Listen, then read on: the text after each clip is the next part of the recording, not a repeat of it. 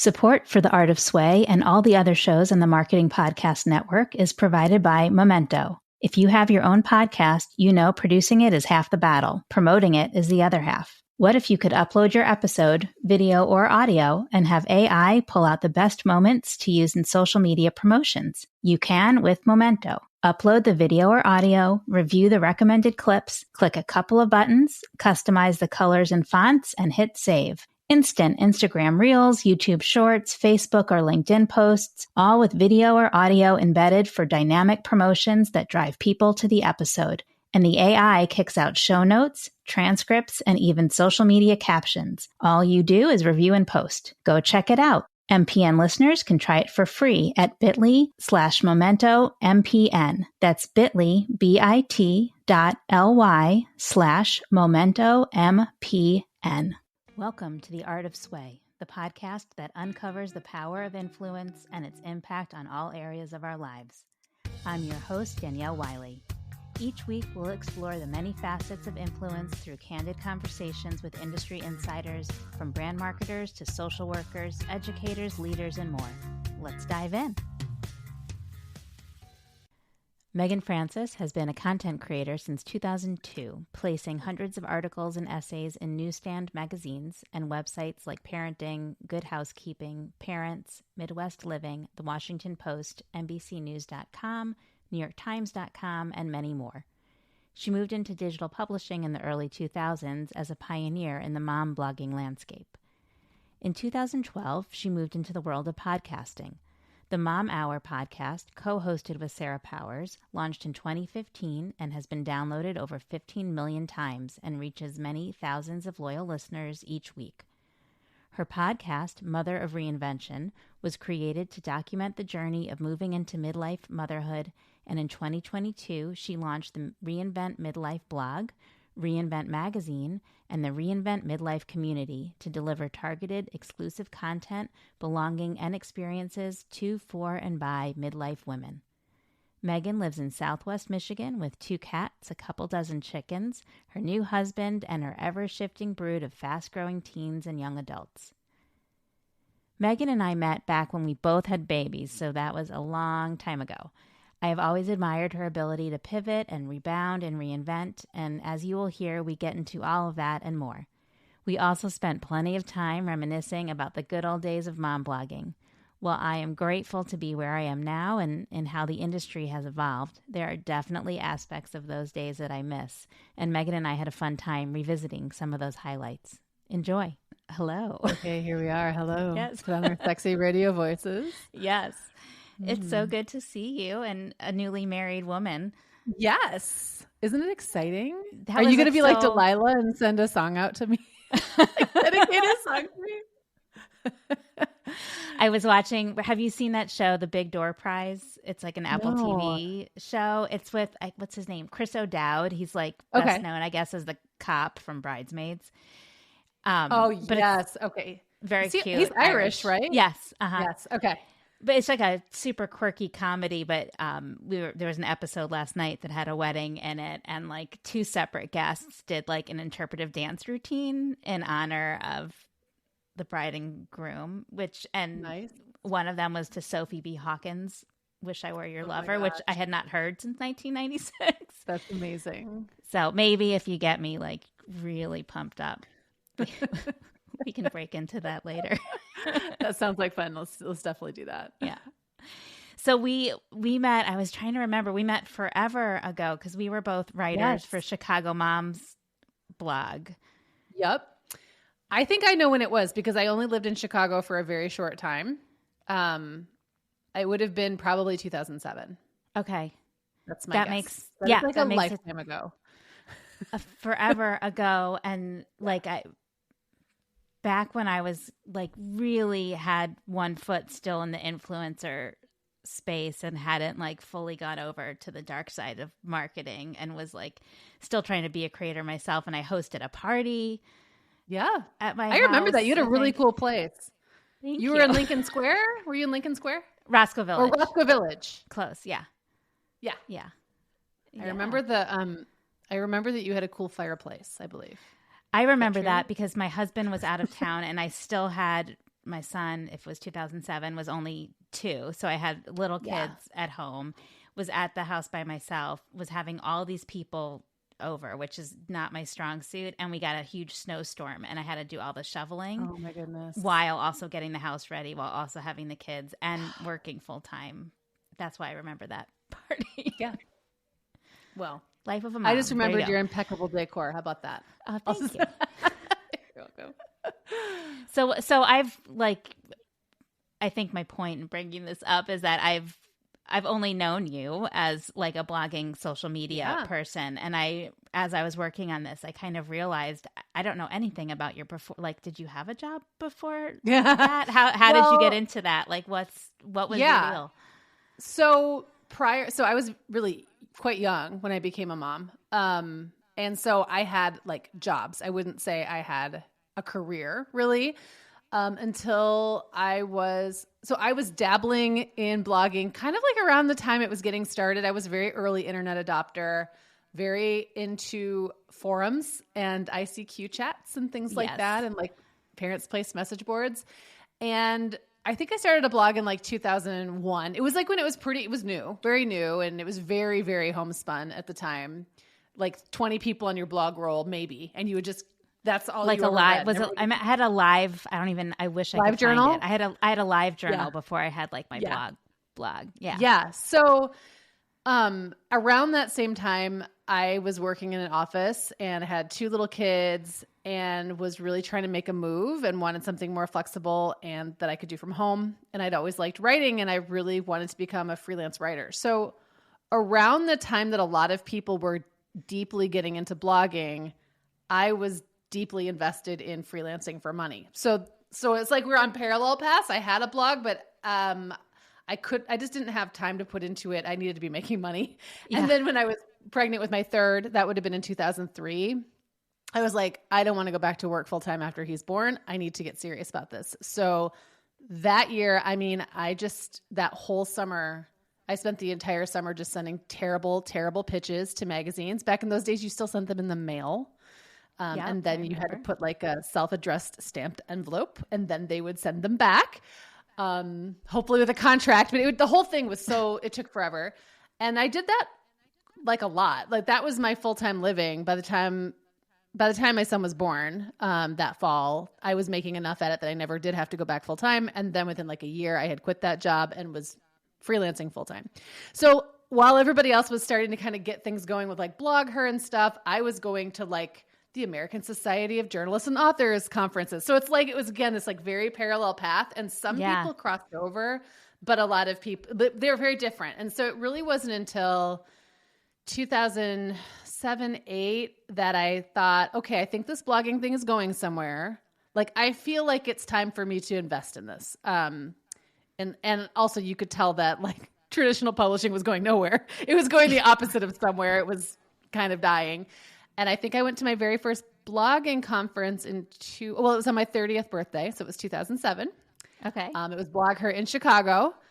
And I had a nursing baby at home. Like, I just remember that was like kid number 4. And then I thought, this is like a totally different world. And like, not to stereotype too much, but I'm going to anyway. I would go to these writer conferences and it would be very kind of like frumpy Midwestern people and like kind of frazzled looking writer people, a lot of really introverted people. It was just it was a very business and like, how do I make money? And also I don't want to talk to people and like very tech phobia thing going on there. And then I went to Blog Her and I'm like, what is this wonderland of like sponsor swag and, you know, multimedia presentations? It was like so and stylish. And everyone dresses, everyone dresses up. And the thing I miss, like if you asked me what I missed most about those days where we were going to all the conferences and seeing each other, like there are very few places in this world or events that you can go to where everyone you encounter is like, oh my God, you look amazing, gives you a giant hug. Like it's the most fill your bucket type of, I can't think of any other, and I go to lots of, this is not happening at like the Brand Innovators Conference that I go to.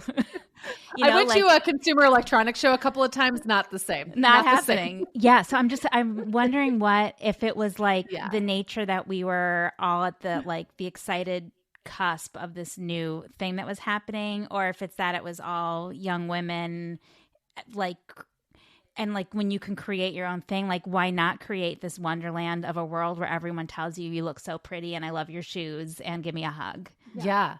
I think that there was definitely something to it being younger women who didn't take themselves that seriously. Like they weren't all in it to make money. People were in it for very different reasons.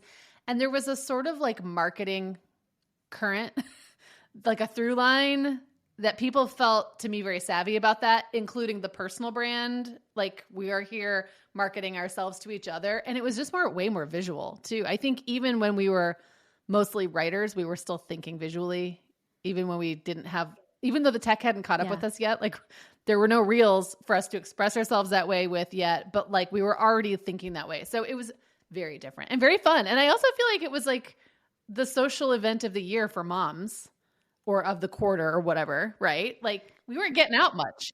Well, it was like you weren't. And it was, if you didn't have a job that included work travel, like it, for any mom, whether it's a conference or anything else, it's just so nice to get that couple of nights out away in a hotel room without someone hanging all over you and just to feel that freedom. I also think it was really smart the way the conferences were set up from the beginning as more like lifestyle conferences than necessarily just professional conferences. So if you went to something that was like, I mean, I'll just use like ASGA as an example. The only sponsors were going to be like notebook and pen companies.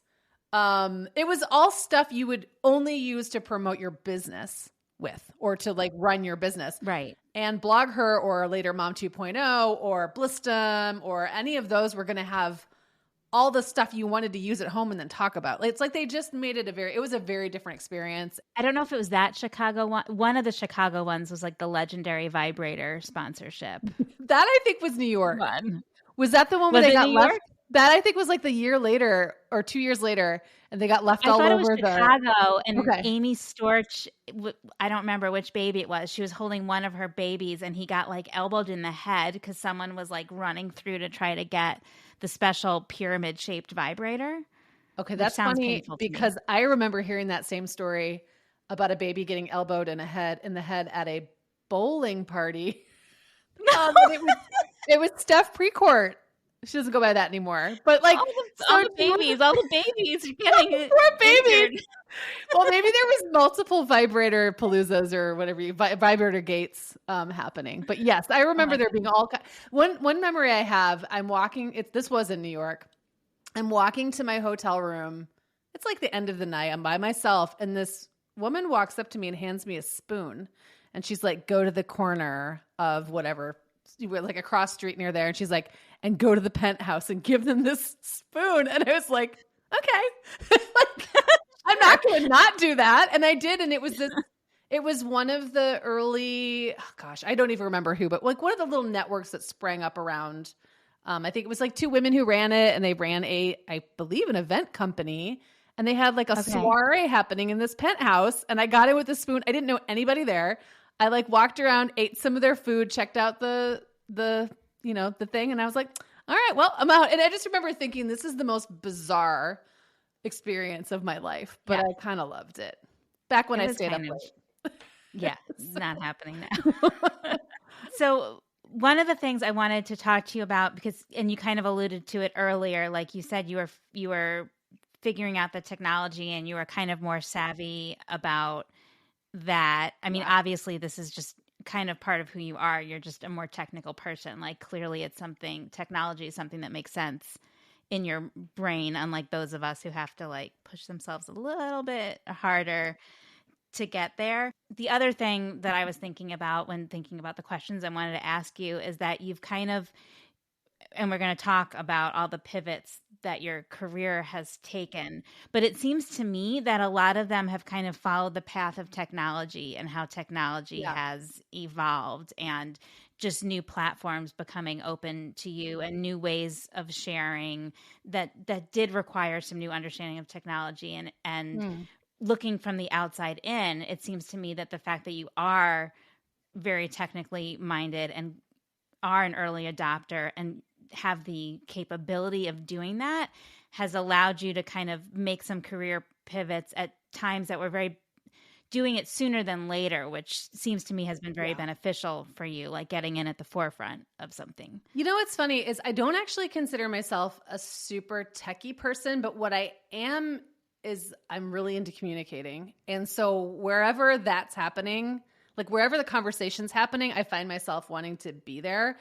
And then I kind of figure the tech out if I have to. But I'm not the earliest adopter. I'm like the one who's going, okay, is this worth it? Is this worth me learning how to like even get this app to remember it's even on my phone? Because I can get very stuck in my ways and my habits and things like that. Like, do I really want to be on this platform? And then once I'm like, okay, now there's like sufficient conversations that I find interesting happening there, I'm going to figure it out. And I think I'm also just an opportunist. So I'm like looking for the next thing. And, you know, I have to say back when, and I know we've talked a million times about like the good old days of blogging. And there was that little window, that little golden bubble of time where bloggers were making money. But then it got like intense, probably around 2013, 2014. It became very Pinterest-y. And I was like, I'm not really into Pinterest. I think I'll start podcasting. It was such an about face. I had never done anything like that. But to me, that felt a little more interesting than what I was seeing at that point happening in the blogging world. So I also love a pivot. And I think sometimes my tendency is to pivot a little prematurely, like before it's absolutely necessary. I probably could have ridden blogging out a little longer than I did back then. But I could kind of see where it was going. And I thought, I feel like in a year or two, this is going to be drying up for people like me. I never had a huge audience. I always had like a respectable audience and I made good content. That's not the same as being someone that's who knows how to like work the algorithms and get 1 million page views and all that stuff. Like that was not me. And I didn't want to make it be me. Well, and there was no paid social then. Yes. So you had to have like the only way that anyone was seeing your content was if they saw it organically because they were following you. Like we can now use someone who has 500 followers and get that content in front of as many people as we want by putting that was, but we didn't have that luxury. It was like we all had to do it for ourselves. We had to be basically our own team of, you know, data analysts and all of these things and content creators. And I was like, I don't know. It just didn't feel right at that time. And I think I was just a little burned out on having written for so long. So that was kind of how I got into podcasting, but not because I knew like really how to figure out the podcasting tech. That took me a really long time. And sometimes I'm still trying to figure it out. Take us, you know, I had the luxury of starting podcasting at the end of 2022 when there's like specialized apps for it. And like also have an amazing team who does editing and producing for us. And like the world, like you can specifically go online and say best mic for podcasting. I'm guessing that wasn't a thing. Yeah. Like who was podcasting in 2013 and what did the podcasting world look like then? And what was there a podcast that you were super into that like kind of inspired you or was it just something you were reading about? In those days, I almost exclusively followed business podcasts. The first one I got really, really into was called Smart Passive Income with Pat Flynn. It's still around. I mean, he's been doing this for a really long time, like 12, 13 years. So he's got to have so many episodes at this point. I think you're going to say he's got to be like 85. No, he's younger. I believe he's younger than me, but popular. Yeah, no, he's just really big. And he's got a lot of content, but I remember just thinking, it was very conversational. It was very like low key, but really good advice. And I liked his vibe. He wasn't cheesy, or like that kind of gross feeling that you get sometimes that you're being sold something. That's the one I remember really being the one where I would go and clean up after dinner. I'd be making dinner or cleaning up after dinner, and I would be listening to that podcast. There were a couple other people who kind of dabbled in podcasting around that time. And then I think they went away. One was Alton Brown, the Food Network guy. Okay. He had a really Yeah. interesting podcast. I was super bummed that it went away. But that when I think back to that time, it was then. And then America's Test Kitchen was another one. So the cooking show, they had a podcast, which I think also went away. So it was kind of eclectic, like the shows I was tuning into. There weren't that many. So if it was like a day that nobody had dropped a new episode, sometimes I'd have to go dig back through archives. There just wasn't that much content yet. Nothing like there is now. And I would just listen to it and think like, I feel like I can do this. But to your point, the tech was so rudimentary. Like, I believe when I started podcasting, I had to use Skype to do interviews. So the sound was pretty crummy. And then I had to have like a third party app of some sort. So you did the interview, but then you had to have a way to get the files from the interview, like into GarageBand. And so that all had to, it was all these different settings on my computer. And my husband at the time, my now ex-husband, was like, kind of had it all set up for me. But if any setting changed, if I like unplugged my mic and then plugged it back in, the whole thing was shot. And I had to go back in the settings. I mean, it was awful. And then, the hosting was really clunky. I was using Amazon Web Services to host for a while, which gave me no stats really. It gave you like the amount of bandwidth that had been used. And then you could use some really complicated formula to sort of guess how many downloads that might be. It was like to divide, like figuring out your miles per, like your cost per gallon, right? Exactly. And so those were the tools. And then I, a few years in, did get to know some radio people, and we'll talk about that. But like, they kind of steered me towards, because radio people were figuring this out early. And that helped me like kind of advance a little bit, where I had a better mic, I had better software. But man, when I look at now what we can do, like what we're using to record today, and like all of the editing tools, and how everything is just connected now, and you can do all of it in one place, that would have blown my mind back then, 10 years ago. Well, and now with it's amazing to me, even since we started this in the fall, how much the AI connected to podcasting has evolved, like creating social media posts, and like the transcripts are still a little wonky, but like it's doing a lot. Yes, it really is. Yeah. But I feel like every time there's some advance, then we think it's going to buy us back so much time, but it doesn't, because it just raises the bar. And now it's like, because it's like everyone's job's getting a little easier all at the same time. So then everyone's output becomes a little more, or like that it's just, there's more expected of you. So what I could get away with in 2013, let's say, when like nobody else was podcasting yet, or even 2014 or 15, when that was like around the time Serial was out and people were starting to pay attention. Okay. Advertisers were starting to get a little bit interested, but the bar was very low, and it's just a lot higher now. So there's no free pass, right? Just because like there's tech there doesn't get us off. There's such a continuum too, right? Like you have the super, super highly produced, like This American Life or Heavyweight, where they're taking months to put together an episode, and like even something like this that's kind of more casual and it's a single conversation. Like there was one, I interviewed an old friend a few episodes ago, and I think Amy, who's our amazing editor, said it was over 1,000 edits to that 1.5 hour conversation. Like there's still a lot of work, even in one that just seems like, let's just talk and pop it up there. Like, right. Yeah. Kind of wild. I had something similar happen, where not 1,000, but my editor said to me recently, because I was using a program like this where it does feel like you can make a lot of little cuts and you can start and stop and all that. And I'm over here like, woo, this is great. And he's like, do you think we could maybe streamline your process a bit? Okay, Brian, we can do that. I'm so sorry. But you're right. And I, with my podcast, my solo podcast, Mother of Reinvention, which is different from the one that I've only been doing it for a couple of years now. I've experimented. I would love to produce something super narrative and highly produced and all that, but it takes so long. Like there's not enough right now money in that for me, and I don't have the time. Yeah. So it's like finding that balance. Yeah, Just exactly. good enough.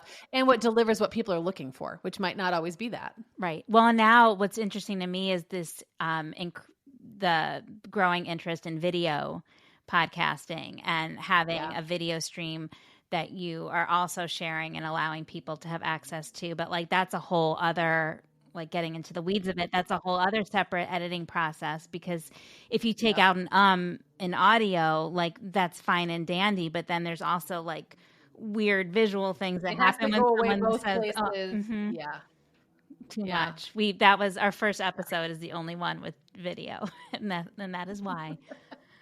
Too much. That's why I'll just do little clips for social, because those it doesn't really matter if they're a little, jerky, and people like them, but I can't do a whole one right now. No, I don't have the time for that.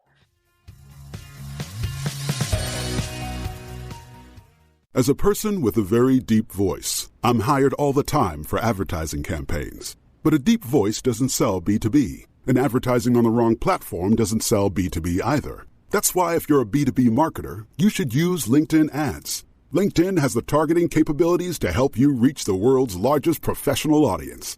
That's right, over 70 million decision makers all in one place. All the big wigs, then medium wigs, also small wigs who are on the path to becoming big wigs. Okay, that's enough about wigs. LinkedIn ads allows you to focus on getting your B2B message to the right people.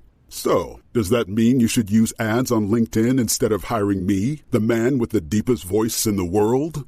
Yes. Yes, it does. Get started today and see why LinkedIn is the place to be to be. We'll even give you a $100 credit on your next campaign. Go to linkedin.com/MPN to claim your credit. That's linkedin.com/MPN. Terms and conditions apply. Hey, creators, podcasters, and brands, if you work on Instagram at all, you have to be tired of the limitations of link in bio. Well, there's a solution. Stampede.social is the ultimate Instagram tool that will change the way you engage with customers, fans, and followers. With Stampede.social, you go beyond a single bio link and instead slide into your fans' DMs. Fire off an automated direct link to wherever you want to send them straight from your posts and lives. This link is only sent to the fans who ask for it, so you'll know exactly who loves your content the most. And Stampede.social does so much more. It gives you back the power of knowing who is engaging with you. It makes it easy to engage with them using AI, and using Stampede.social gives you insights about how your Instagram profile is performing with super robust reports. Drive more clicks, more sales, more followers, and have more time to do what you really love, creating that amazing content.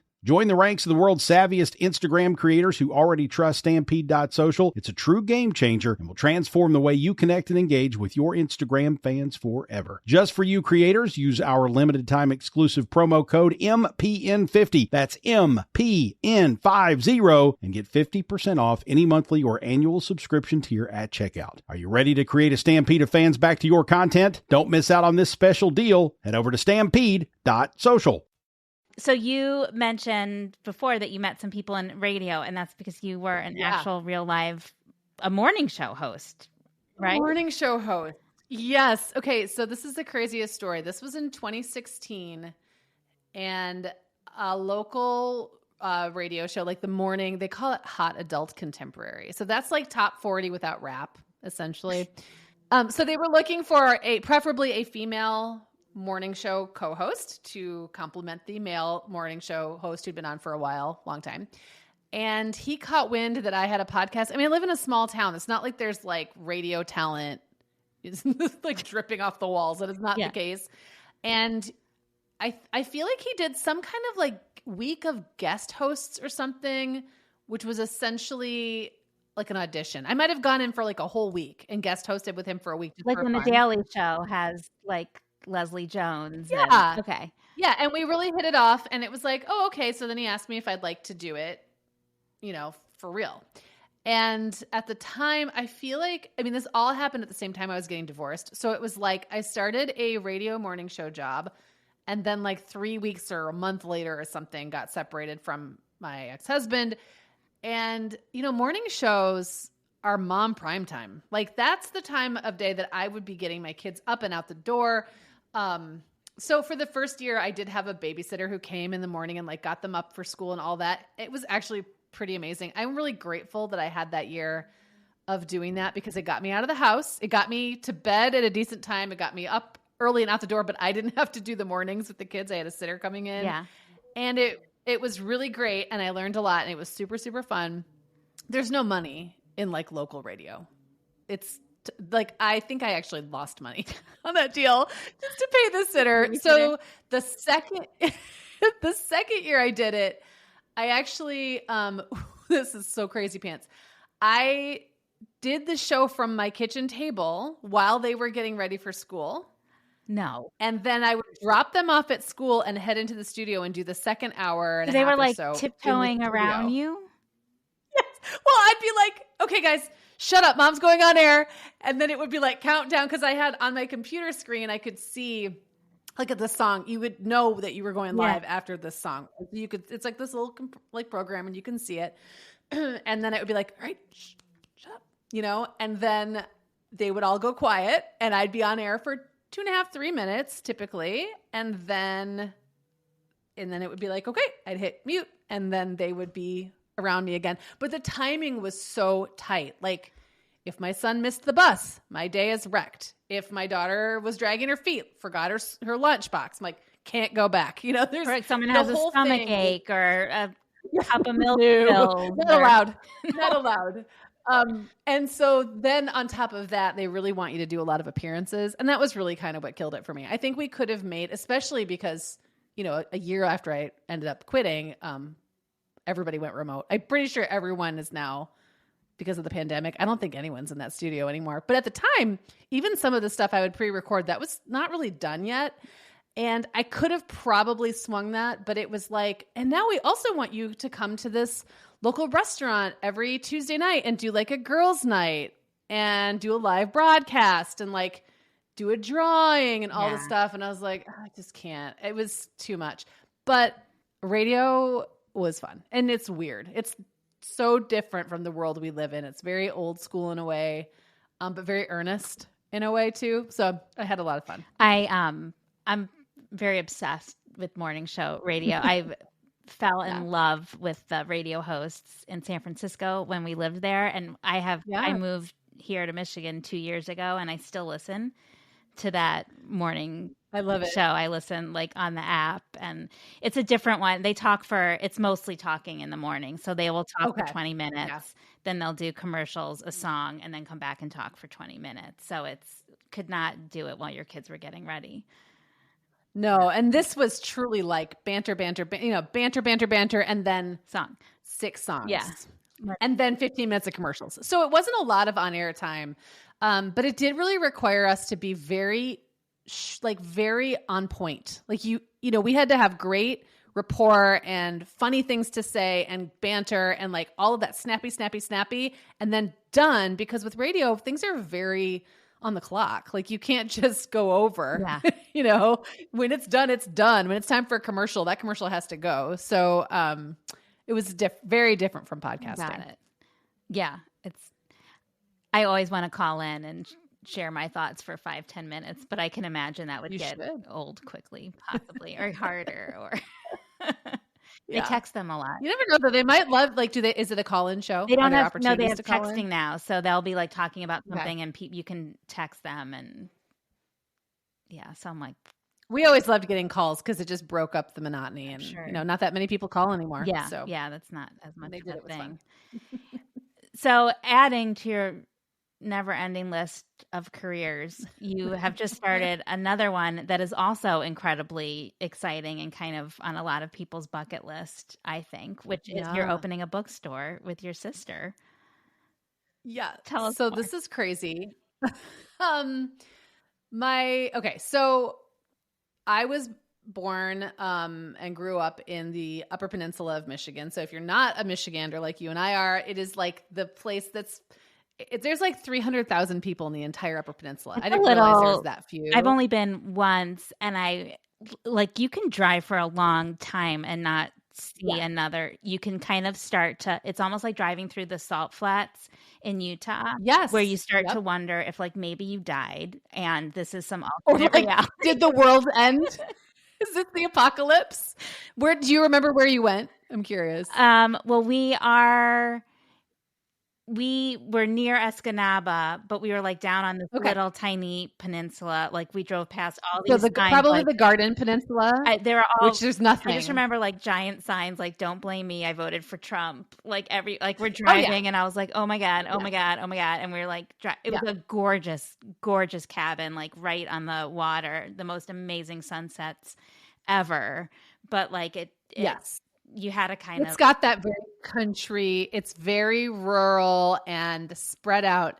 Now, depending where you are, if you're like in Marquette, that's where my son's going to college. Marquette's it's more amazing. I loved it. Like we got there and more cosmopolitan. We like got out of the car and I saw like a trans woman walked past us and I was like, oh my God, thank God. It's like So it's just, I mean, the UP is basically like if you took a city of 300,000 people, but you spread it out.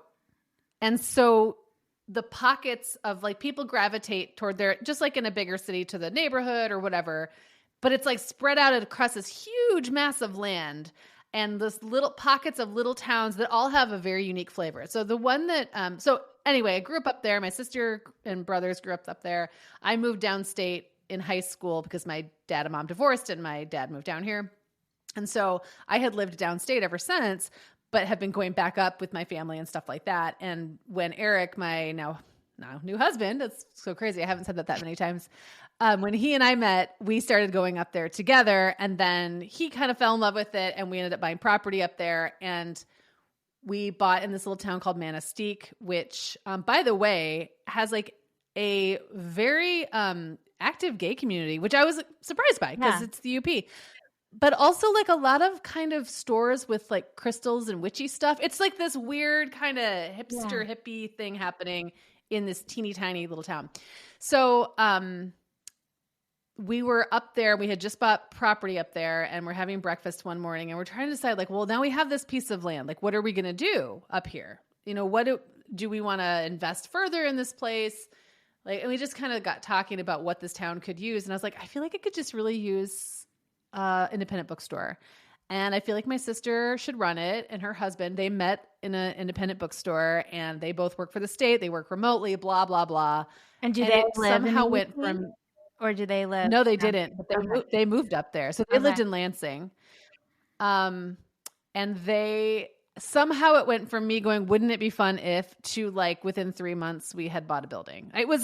I don't even know how this happened. But now the building has been completely like gutted and Eric, my husband, is working on it and like it's going to be super awesome in there. And then my sister and her husband, he quit, his name's also Eric.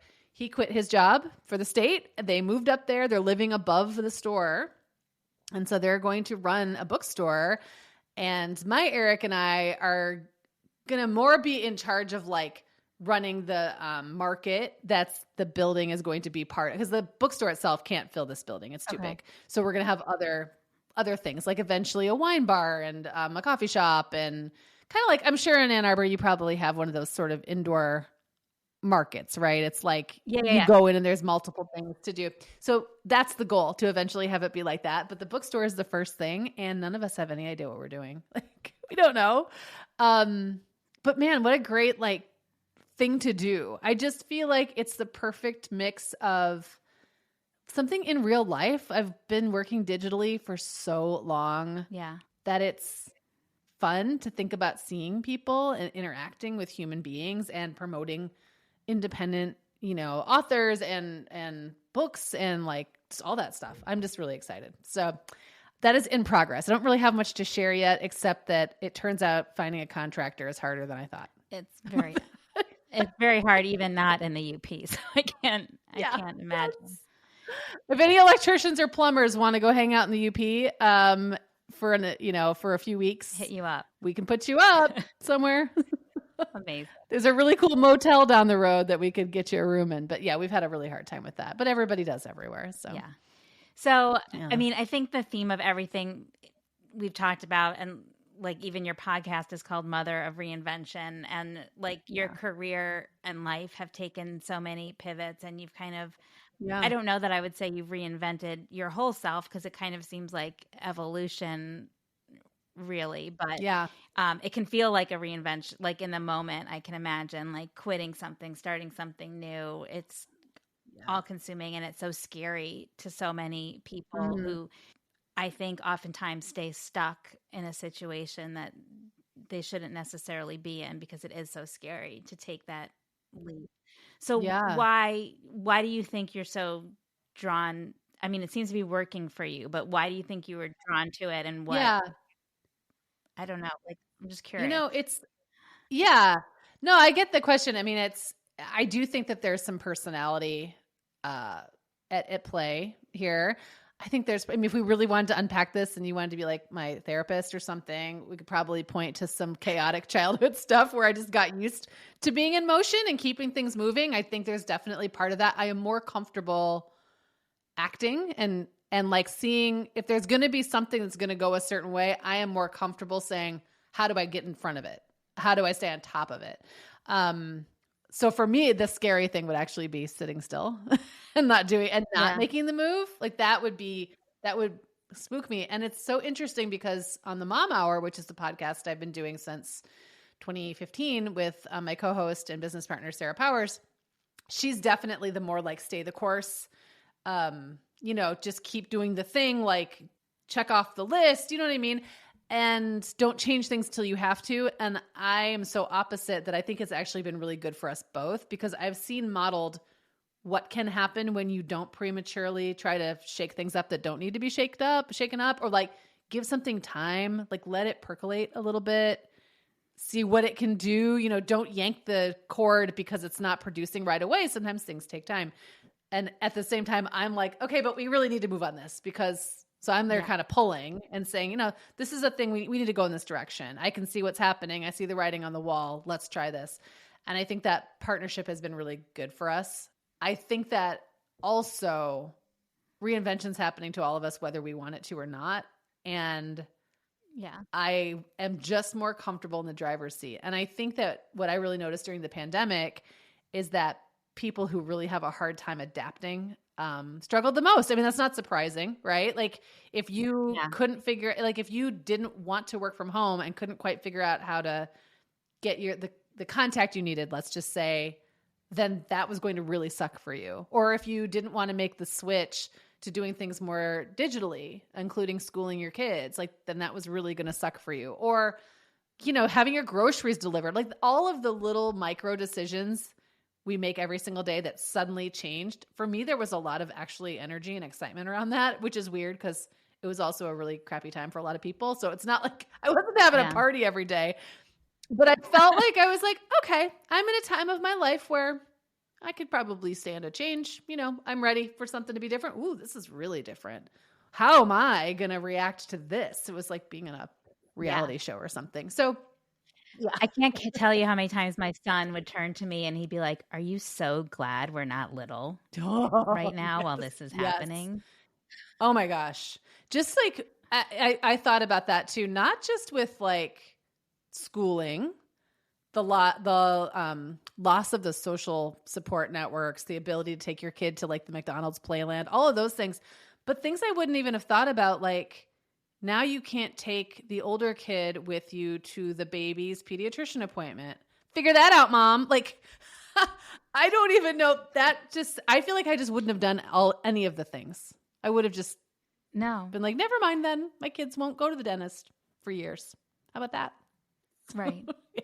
I'm glad seem to be on the other side of it. But there were a lot of good things that came. It's interesting looking back at something that was so traumatic and kind of parsing out the good and the bad and how it's an interest as a sociology major, it's an interesting exercise.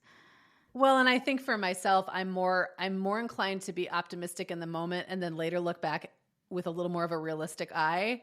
And so in the moment I was like, oh, this is so great. This is what's great about this. And, and now I'm looking back, I'm like, oh, but I lost some stuff. Like there was some loss happening and I didn't realize it at the time. I didn't realize, for example, that there were restaurants that I never went back to, people that I never spoke to again. Like I just didn't, in the moment, you don't realize that. Yeah. And then you're like, oh, 3 years later, wow, this is a very different life I'm leading. And there was loss with that for sure. Yeah. So this is season 4, and something we are asking everyone to close out their episode is to tell us what the last thing was that you were influenced to buy, watch, listen to, or read. Okay. I really have a hard time with questions where there's just one answer. So this is going to be a little wordier. Answer. Give me as well, many. I'm just going to tell you because it's been on my mind is that like many other women our age, I was influenced to listen to Julia Louis-Dreyfus's new podcast. Oh, so good. It's so good. It's so good. And I just listened to the one yesterday with Carol Burnett. It's like they just keep I haven't better. done that. I've been saving that. I think I have like 10 minutes left. As soon as week. we're done, I'm going to go for a walk and finish it. Okay, so that's the listen to. But here I'm going to talk a little bit about shopping because I think you'll find this interesting as a marketing person. You know, I just got married, and there's a name for this, Danielle, like it's like a time of your life when you're likely to buy a lot of stuff. Do you know what I'm talking? Like there's a marketing phrase for that. Yeah. Like one of, it's like a life event like or something. College or right. Yeah. So getting married, I would assume is probably ranks up there. And I, for some reason, felt like getting married was a sort of invitation to change everything up. Like, I need new underwear. I need new makeup. I need all these new things because I've been carrying around this crappy old makeup back and forth to my boyfriend's house, and now it's all broken, and I'm going to invest in some really good stuff. So I actually kind of was waiting I was waiting for like the algorithms to kind of figure me out what was happening and start feeding me content around that. And I really didn't feel like I did. I got David's Bridal. So someone figured that because I went to davidsbridal.com. So they figured that out and I got a lot of that. Yeah. And then some competitors to David's. I ended up buying Honey Love bras and shapers. They fed me that. But really I expected more. And what I really was surprised by, and I felt like it was a real missed opportunity. So if you've got Instagram's ear or Facebook's ear, maybe you can buzz us in it. That the content I was fed never changed. So, you know, I, like a lot of people, I wake up in the morning and I flip through reels. That's kind of how I get going in the morning. And I would see different ads. So some of the ads I think were becoming more targeted to like skincare, makeup, stuff like that. But none of the content was. I wasn't fed any content from other brides or like anything about getting ready for your wedding, nothing about doing your hair, like nothing about venues or travel, nothing. And I thought, so the only thing that they're doing, it feels like, is feeding me the same ads over and over. I felt like I was not marketed to very well during that stage. So I ended up going out. Yeah, I ended up going out and like kind of trying to influence myself. So I went to some beauty influencers. I don't follow a lot of beauty influencers, but there's a couple that we've known forever, you know. Sarah. Yeah. Sarah. Okay. Thank you. Yes. One was Sarah. And I went to her website and she's not blogging a whole lot, but she had some makeup recommendations. And here's the funny part. It's her like makeup recommendations, I will say, are very expensive. Like, I have to be like, yes, how much money I was in the mood to spend. I didn't spend a lot of my wedding, so I was in the mood to spend a lot of my face. But here was the thing. It was as though I thought somehow getting married was going to turn me into a different human being or something. So like the makeup recommendations that I went with were like super pigmented eyeshadows and like foundation with a lot of coverage. And I got all this stuff. I'm like, I'm never going to wear any of this. So I think I just kind of blew some money.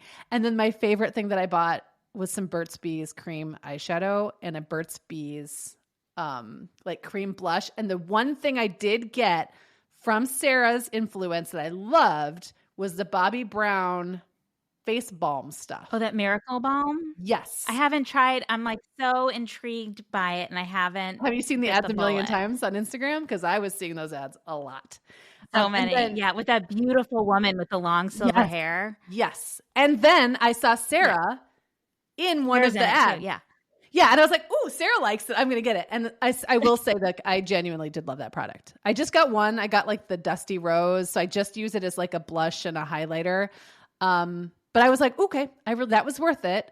And I tried a couple other things. And I was like, they're all right. They're great for somebody. They just weren't for me. So I guess what I was reminded is that just because there's a major life event happening does not mean suddenly I'm going to put different makeup on my face every day. Like that's not. Yeah. Being married does not make me wear super pigments. I realize that I'm not getting married, but I realized that all my makeup was super old and I'm not very good at it. And my daughter is amazing at makeup and like always has been and knows like exactly how to apply it and do all the things. But she is 21 and has like very different things that she's trying to highlight, hide, whatever than I am. But I couldn't. And so I asked around at work, I was like, who are the great makeup people for like women with maturing skin and hooded eye, like all the things that older ladies have to deal with. And so I got like a few suggestions of makeup artists who specialize in older skin. And I was like trying to look at it myself. And I like tried something and I came downstairs and my son was like, you look like someone punched you in the eye. Wait, were you trying to do contouring too? I'm never going to do contouring. I was just trying to like make my eyes look more open or something. I don't know what I was doing. So then I like sent all the recommendations to my daughter and I was like, can you go follow all of these, figure out what do I need to buy? What do I need to do? And then like tell me and then I'll order it all and then you can show me what to do because I like my brain is not comprehending how to do all this stuff and I'm like looking crazy. And so that's what I ended like I had to bring in like an intermediary to I love that your kids are like your consultants in these things. So I mean that's the great thing about having teenagers, right? And like older kids is that they know stuff that we don't know, so we don't have to. But I do feel like right now for ladies of a certain age, we're going towards like stick-based makeup now. That's what I'm seeing everywhere. Yes, I have so many sticks this morning. The stick highlighter, the stick blush, the stick eyeshadow. You just smear sticks all over your face, and then you walk out the door, and you're good. It's great. Done and done. Amazing. Well, on that note, thank you so much. It's always great catching up with you, and we should do it sometime not on a podcast since we don't live that far apart. We certainly don't, and I would love to come visit you in Ann Arbor, and I would love for you to come visit the bookstore when it's open. So that would be amazing. I would love it. Well, thank you again. This was terrific. Thanks, Danielle. Thank you for listening. Don't forget to like, share, and subscribe. Please check back next Monday for a new episode featuring candid conversations that explore the power of influence. I am your host, Danielle Wiley, and this is The Art of Sway.